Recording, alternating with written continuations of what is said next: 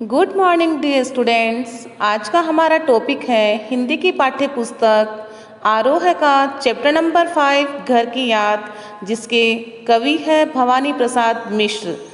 तो आज हम घर की याद कविता का अध्ययन करेंगे। पढ़ते हैं भवानी प्रसाद मिश्र का कवि परिचय। भवानी प्रसाद मिश्र का जन्म 1913 ईस्वी में मध्य प्रदेश के होशंगाबाद जिले के टिगरिया गांव में हुआ था। कहाँ हुआ था? मध्य प्रदेश के होशंगाबाद जिले के टिगरिया गांव में। और कब हुआ था? 1913 ईस्वी में, यानी 1913 में। इन्होंने जबलपुर से उच्च शिक्षा प्राप्त की, यानी इनकी जो शिक्षा दीक्षा थी वो कहाँ से हुई? जबलपुर से हुई। इनका हिंदी, अंग्रेजी व संस्कृत भाषाओं पर अधिकार था। इन्होंने शिक्षक के रूप में कार्य किया। फिर वे कल्पना पत्रिका, आकाशवाणी व गांधी जी की कई संस्थाओं से जुड़े रहे। इनकी कविताओं में सतपुड़ा अंचल, मालवा आदि क्षेत्रों का प्राकृतिक वैभव मिलता है। इन्हें साहित्य अकादमी, मध्य प्रदेश शासन का शिखर सम्मान, दिल्ली प्रशासन का गालिब पुरस्कार से सम्मानित किया गया। इनकी साहित्य व समाज सेवा के मद्देनज़र भारत सरकार ने इन्हें, अब देखो, इनको बहुत सारे पुरस्कारों से नवाजा गया। अब वो कौन कौन से पुरस्कार थे? पद्मश्री से इनको अलंकृत किया गया, गालिब पुरस्कार से भी इनको अलंकृत किया गया। इनका देहावसान 1985 ईस्वी में हुआ, यानी इनकी मृत्यु 1985 ईस्वी में हुई। अब इनकी प्रमुख रचनाएं: सतपुड़ा के जंगल, सन्नाटा, गीत फरोश, चकित है दुख, बुनी हुई रस्सी, खुशबू के शिलालेख, अनाम तुम आते हो, इदम न मम आदि। गीत फरोश इनका पहला काव्य संकलन है। गांधी पंचशती की कविताओं में कवि ने गांधी जी को श्रद्धांजलि अर्पित की है। अब मैं सबसे पहले आपको इस कविता का सारांश बता देती हूँ कि इस कविता में क्या है। इस कविता में घर के मर्म का उद्घाटन है। कवि को जेल प्रवास के दौरान घर से विस्थापन की पीड़ा सताती है या सालती है। कवि के स्मृति संसार में उसके परिजन एक एक कर शामिल होते चले जाते हैं। यानी कवि जब जेल में है तो उसको उसके परिवार वालों की, यानी उसके भाई बहन जो भी है, उन सब की याद सताती है। और कवि जो है, उसके 4 भाई 4 बहन हैं, और 4 भाइयों में 5वें नंबर के ये कवि है। ठीक है ना? तो अब वो कहते हैं कि घर की अवधारणा की सार्थक और मार्मिक याद कविता की केंद्रीय संवेदना है। सावन के बादलों को देखकर कवि को घर की याद आती है। कवि को घर की याद किसको देखकर आती है? सावन के बादलों को देखकर। वह घर के सभी सदस्यों को याद करता है, यानी एक एक कर वो घर के सारे सदस्यों को, अपने माँ बाप, भाई बहन, सबको याद करता है। उसे अपने भाइयों व बहनों की याद आती है। उसकी बहन भी मायके आई होगी। कवि बताते हैं कि उनकी माँ अनपढ़ है, तो कवि को अपनी अनपढ़ माँ, जो पुत्र के दुख से व्याकुल है परंतु स्नेहमयी है, उसकी याद आती है। वह पत्र भी नहीं लिख सकती। कवि बताते हैं कि उनकी माँ अनपढ़ है, निरक्षर है, इसलिए पत्र नहीं लिख सकती। कवि को अपने पिता की याद आती है जो बुढ़ापे से दूर है। कवि क्या कहता है कि उसे अपने पिता की याद आ रही है, जो कि बुढ़ापे से बिल्कुल दूर है। दूर का मतलब कि बूढ़े होते हुए भी अभी वो जवान लगते हैं और वे दौड़ सकते हैं, खिलखिलाते हैं। वो मौत या शेर से नहीं डरते, उनकी वाणी में जोश है। आज वे गीता का पाठ करके दंड लगाकर जब नीचे परिवार के बीच आए होंगे तो अपने 5वें बेटे को न पाकर रो पड़े होंगे। अब कवि क्या कहता है कि आज वो गीता का पाठ करके, यानी कवि के जो पिता हैं वो हमेशा गीता का पाठ करते हैं, तो गीता का पाठ करके दंड लगाकर, यानी कसरत करें। जब वो परिवार के बीच आए तो उन्होंने जब अपने 5वें बेटे को नहीं पाया होगा तो वो रो पड़े होंगे। माँ ने उन्हें समझाया होगा। कवि सावन से निवेदन करता है कि तुम खूब बरसो, किंतु मेरे माता पिता को मेरे लिए दुखी न होने देना। अब कवि सावन से क्या निवेदन कर रहा है कि तुम खूब बरसो किंतु मेरे माता पिता को मेरे लिए दुखी न होने देना, यानी उन्हें मेरी याद बिल्कुल नहीं आनी चाहिए। उन्हें मेरा संदेश देना कि मैं जेल में खुश हूँ। कवि जेल में बिल्कुल भी खुश नहीं है, लेकिन फिर भी कहता है कि मेरे माता पिता दुखी ना हो, इसलिए उनको संदेश देना कि मैं बिल्कुल खुश हूँ। मुझे खाने पीने की दिक्कत नहीं है। हम सभी जानते हैं कि जेल में कैसा खाना मिलता है, लेकिन फिर भी कवि कहते हैं कि मेरे माता पिता से जाकर कहना कि मुझे जेल में खाने पीने की कोई दिक्कत नहीं है, मैं स्वस्थ हूँ, मुझे किसी तरह की कोई तकलीफ नहीं है। उन्हें मेरी सच्चाई मत बताना कि मैं निराश, दुखी व असमंजस में हूँ। वास्तविक रूप से तो कवि क्या है, जेल में निराश है, बहुत दुखी है और असमंजस की स्थिति में है कि क्या करूँ और क्या ना करूँ। लेकिन फिर भी अपने माता पिता को तो यही संदेश देना चाहता है कि वो जेल में बहुत सुखी है। हे सावन, तुम मेरा संदेश उन्हें देकर धैर्य बंधाना। इस प्रकार कवि ने घर की अवधारणा का चित्र प्रस्तुत किया है। अच्छे से समझ में आ गया? हम कविता का अर्थ पढ़ते हैं, तो आइए शुरू करते हैं। कविता घर की याद। आज पानी गिर रहा है, बहुत पानी गिर रहा है, रात भर गिरता रहा है, प्राण मर गिरता रहा है। बहुत पानी गिर रहा है, घर नज़र में तिर रहा है, घर की मुझसे दूर है जो, घर खुशी का पूर है जो। तो कवि सन 1942 के भारत छोड़ो आंदोलन के दौरान जेल में बंद थे, तो उस समय कवि को अपने घर की याद सताती है।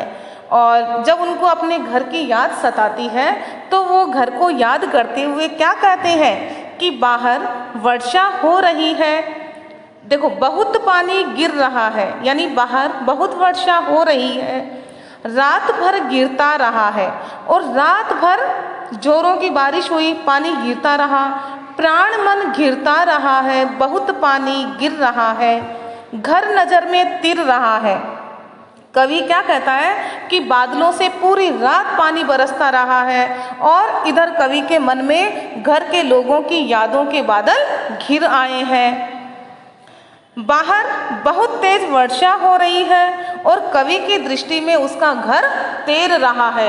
यानी अब वो क्या कहता है कि इतनी तेज बारिश के अंदर उसको क्या दिखाई दे रहा है कि उसका घर भी उस पानी में तैर रहा है। अर्थात इसका कहने का तात्पर्य है कि बरसात का जो मौसम है, यानी वर्षा के मौसम में कवि को घर वालों की बहुत याद आ रही है। घर की मुझसे दूर है जो, घर खुशी का पूर है जो। कवि का घर उससे बहुत दूर है। क्यों? क्योंकि कवि तो जेल में है, तो कवि कहता है कि उसका घर उससे बहुत दूर है। उसका घर प्रसन्नता से परिपूर्ण है। वो क्या कह रहा है कि घर खुशी का पूर है जो, पूर का मतलब भरा पूरा, ठीक है ना। तो उसका घर प्रसन्नता से परिपूर्ण है, वह खुशियों का भंडार है। तो अब आपको समझ में आ गया होगा कि इस पूरे पैराग्राफ में वर्षा ऋतु का वर्णन किया गया है और कवि जेल में परिवारजन से दूर है, तो उसको उस वर्षा ऋतु में उसके घर की याद किस तरह से सताती है।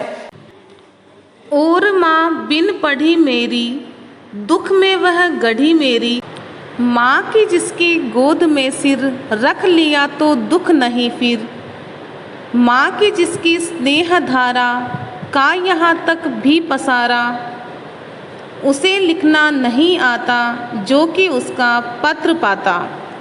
बिन पढ़ी यानी निरक्षर, गढ़ी डूबी, धारा प्रवाह है, यहाँ तक, यहाँ इसका मतलब है जेल के भीतर तक, पसारा यानी प्रसार या विस्तार। कवि कहता है कि यद्यपि उसकी माँ पढ़ी लिखी नहीं है, उसने कहा ना कि और माँ बिन पढ़ी मेरी, यानी कवि की जो माँ है वो पढ़ी लिखी नहीं है, निरक्षर है, परंतु वह स्नेह से भरी हुई है, यानी उसमें प्यार कूट कूट कर भरा हुआ है। दुख में वह गढ़ी मेरी, यानी मेरे जेल में होने के कारण वो पूरी तरह से दुख में डूबी हुई है। माँ की जिसकी गोद में सिर रख लिया तो दुख नहीं फिर। कवि क्या कहता है कि जब वह अपनी माँ की गोद में सिर रख लेता है, ठीक है ना, तो फिर दुख का लेश मात्र भी उसके जीवन में शेष नहीं रहता है। यानी उसके जीवन में जितने भी दुख रहते हैं, माँ की गोद में सिर रख लेने के बाद में सारे के सारे दुख समाप्त हो जाते हैं। रख लिया तो दुख नहीं फिर, माँ की जिसकी स्नेह धारा का यहाँ तक भी पसारा। माँ की गोद में सिर रखते ही उसके सारे के सारे कष्ट दूर हो जाते हैं और माँ के प्रेम की धारा का प्रवाह दूर तक बहता है। इसमें जो वर्ड आया ना धारा, उसका मतलब होता है प्रवाह से। कवि क्या कहता है कि वह घर से दूर जेल में बंद है, किंतु यहाँ भी वह अपनी माँ के स्नेह का अनुभव कर रहा है। यहाँ तक इसमें वर्ड का मैंने अर्थ बताया कि जेल के भीतर तक। अब वो कहता है कि उसे लिखना नहीं आता जो कि उसका पत्र पाता। कवि बताता है कि उसकी माँ को लिखना नहीं आता है, इसीलिए वह पत्र लिखकर कवि को नहीं भेज पाती, परंतु इसके कारण उसके स्नेह के प्रवाह को कवि तक पहुँचने में कोई बाधा नहीं आती। कवि स्वतंत्रता संग्राम के सिलसिले में जेल में बंद है और वह जेल में रहकर भी अपनी माँ के स्नेह का अनुभव सरलता से कर सकता है, ठीक है ना। तो ये पूरे इस पैराग्राफ में उसने क्या बताया कि कवि अपनी माँ से बहुत दूर है, जेल में बंद है, फिर भी उसे अपनी माँ के स्नेह का आभास वहाँ होता है। नेक्स्ट पैराग्राफ है अपना, पिताजी जिनको बुढ़ापा एक क्षण भी नहीं व्यापा, जो अभी भी दौड़ जाए, जो अभी भी खिलखिलाए। बुढ़ापा वृद्धावस्था, व्यापा प्रभावित किया। तो कवि क्या कहता है कि उसके पिताजी अब बूढ़े हो गए हैं, यानी उनकी एक उम्र हो गई है, परंतु उन्होंने बुढ़ापे को कभी अनुभव ही नहीं किया। यानी पिताजी बूढ़े हो गए लेकिन बुढ़ापा उन्होंने अभी अनुभव नहीं किया। एक क्षण भी नहीं व्यापा, जो अभी भी दौड़ जाए, जो अभी भी खिलखिलाए। अब वृद्धों जैसी विवशता और असमर्थता उनके सामने कभी नहीं आई और वृद्ध होने के कारण उन्होंने थोड़ी देर के लिए भी अपनी कर्मठता का परित्याग नहीं किया। जो अभी भी खिलखिलाए, जो अभी भी दौड़ जाए। अब कवि क्या कहते हैं कि वह इस उम्र में भी, यानी इतने बूढ़े हो गए फिर भी इस उम्र में भी दौड़ लगा सकते हैं और खिलखिलाकर हंस सकते हैं। मौत के आगे न हिचके, शेर के आगे न बिचके। वह बुढ़ापे का रोना नहीं रोते, दौड़ते भागते मुस्कुराते और हंसते रहते हैं और उनमें भय तो लेश मात्र भी नहीं है, ठीक है ना।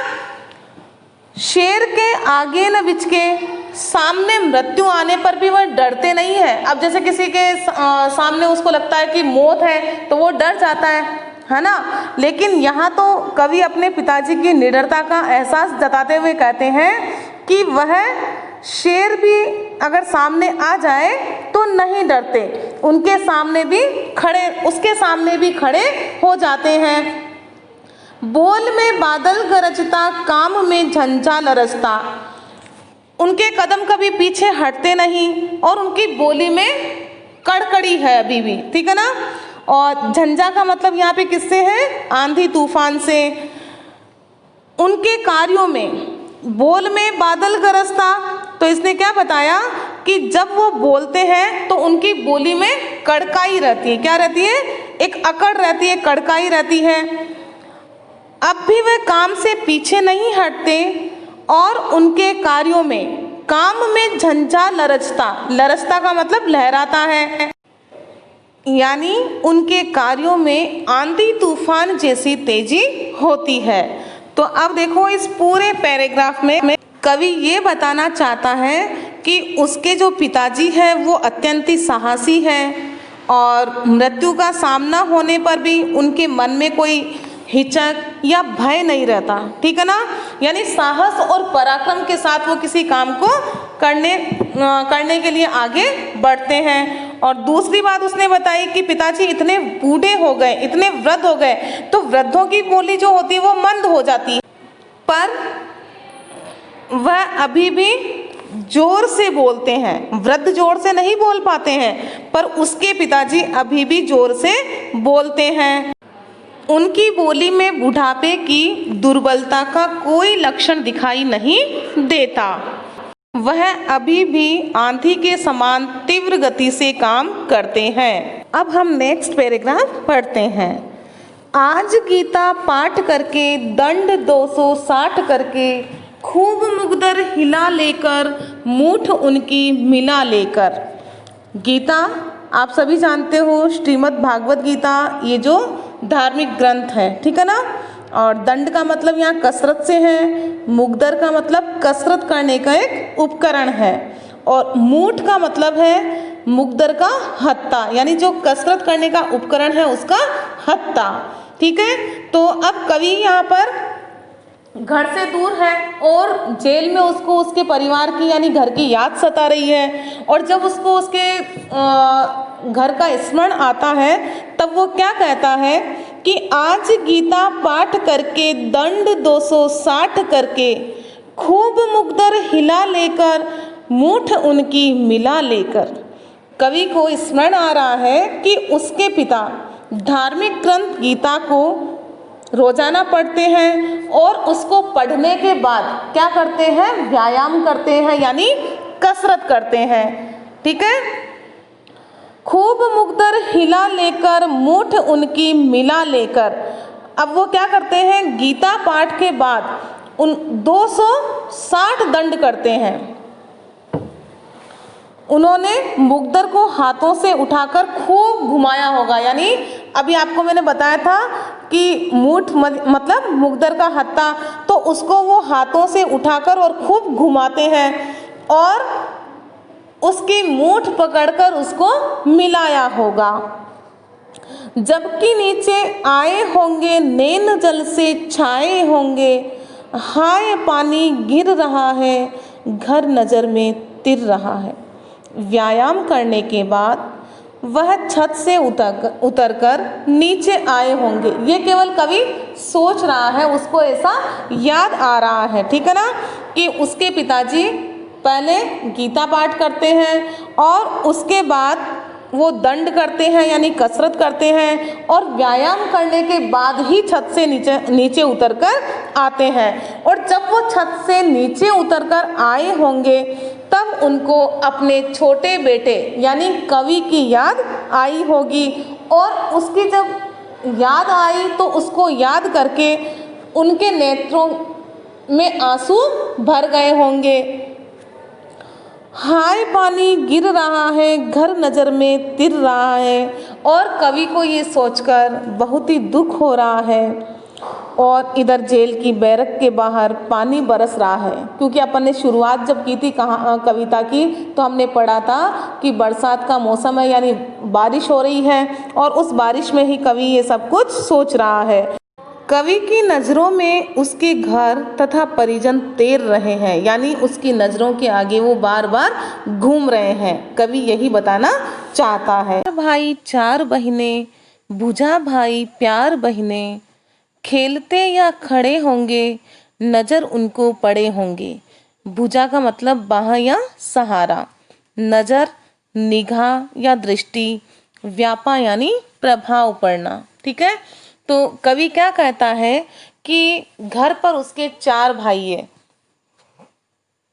तथा 4 ही बहनें भी हैं। बुझा भाई प्यार बहिने, भाई एक दूसरे की बाह के समान सुरक्षा और सहयोग करने वाले हैं, यानी एक दूसरे का साथ देने वाले हैं। बुझा भाई प्यार बहिने, और बहनें क्या करती है, सभी भाई बहनों को प्यार और स्नेह देने वाली होती है। खेलते या खड़े होंगे नजर उनको पड़े होंगे। जब कवि के पिता छत से नीचे आए होंगे, यानी अब तक वो क्या कर रहे थे, गीता का पाठ कर रहे थे, फिर उन्होंने व्यायाम किया और उसके बाद जब वो नीचे आए तो उनको अपने पुत्र और पुत्रियां दिखाई दिए होंगे। अब वे सभी या तो खेल रहे होंगे और या फिर घर में खड़े होंगे। पिताजी जिनको बुढ़ापा एक क्षण भी नहीं व्यापा, रो पड़े होंगे बराबर पांचवे का नाम लेकर। अब देखो पांचवा कौन है, कवि खुद है यहाँ पे। तो वो कहता है कि पिताजी आयु से बूढ़े अवश्य हो चुके हैं। ये हमने लास्ट पैराग्राफ में भी पढ़ा था कि पिताजी आयु से बूढ़े तो हो चुके हैं, परंतु बुढ़ापा उनको तनिक भी व्याप्त नहीं हुआ है, यानी बुढ़ापे का जरा भी उनके ऊपर कोई प्रभाव नहीं पड़ा है। बुढ़ापे को उन्होंने अब तक अनुभव ही नहीं किया। वह क्षण भर भी स्वयं को बुढ़ापे के कष्टों और दुर्बलता से प्रभावित नहीं पाते। रो पड़े होंगे बराबर पांचवे का नाम लेकर। उनका जो पांचवा पुत्र है वो जेल में है और उसको याद करके वो निरंतर रो रहे होंगे। रो पड़े होंगे बराबर, उनका रुदन रुकने का नाम नहीं ले रहा होगा।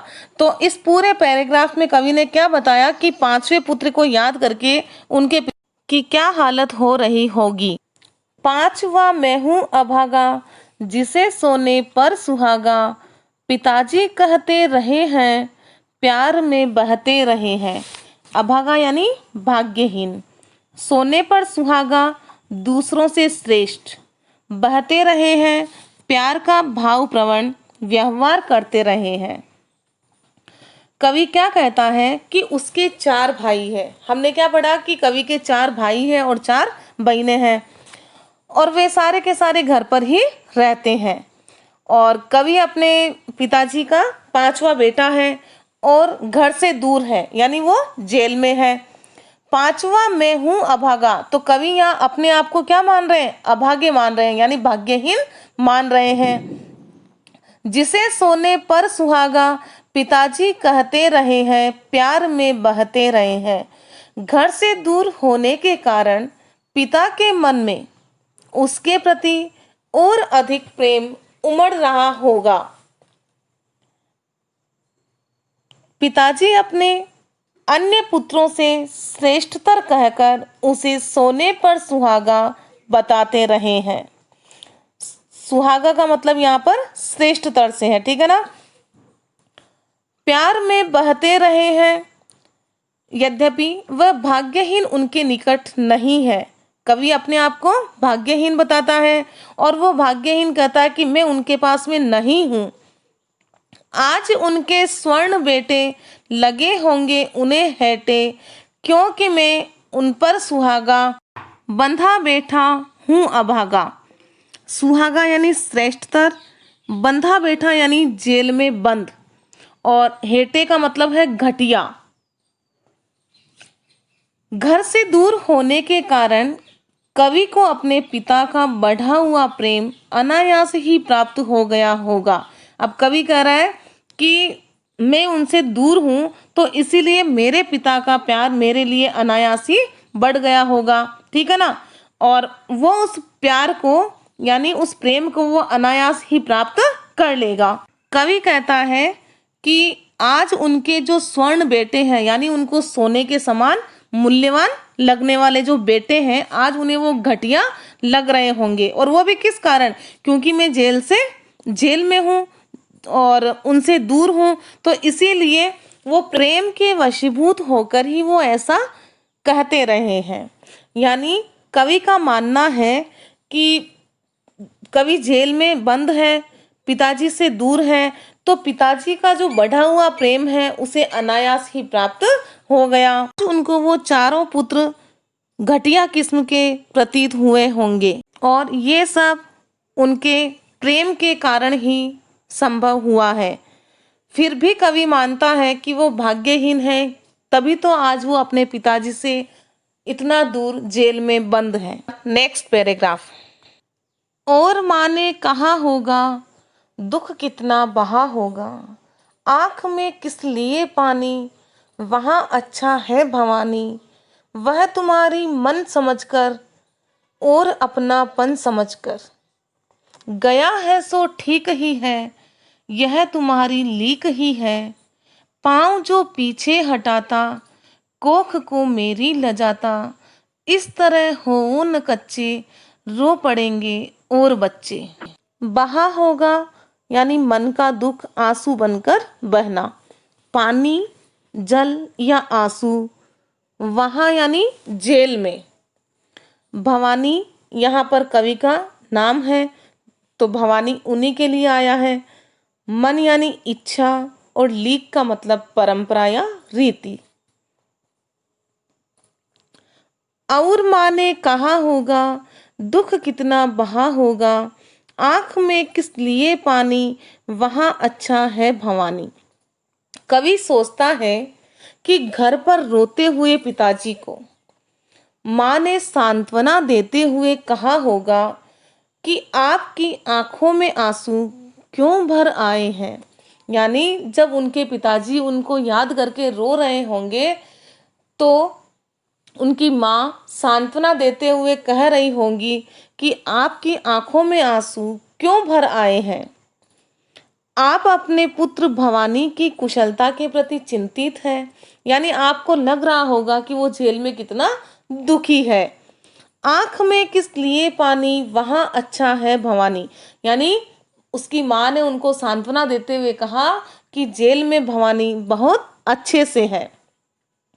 वह तुम्हारा मन समझकर और अपनापन समझकर। गया है सो ठीक ही है, यह तुम्हारी लीक ही है। अब वो कहते हैं कि माँ ने पिताजी को बताया होगा कि आपका पुत्र तो आपकी इच्छा समझकर ही, यानी उनके पिताजी की इच्छा थी, तो आपकी इच्छा समझकर ही देश की स्वतंत्रता के लिए जेल गया है। वह जानता है कि आप उससे कितना अपनत्व रखते हैं, यानी अपनेपन की भावना। आपकी भावना और अपनत्व के कारण ही तो वो जेल गया है। उसकी माँ उसको सांत्वना, उनके पिताजी को सांत्वना देते हुए कहती है कि आपकी इच्छा थी कि भवानी देशभक्ति का कार्य करे और देश की स्वतंत्रता के लिए ही वो जेल गया है, तो इसमें उसका कोई दोष नहीं है। गया है सो ठीक ही है, यह तुम्हारी लीक ही है। देश की स्वतंत्रता के लिए त्याग करना और कष्ट उठाना तो आपके परिवार की परंपरा है।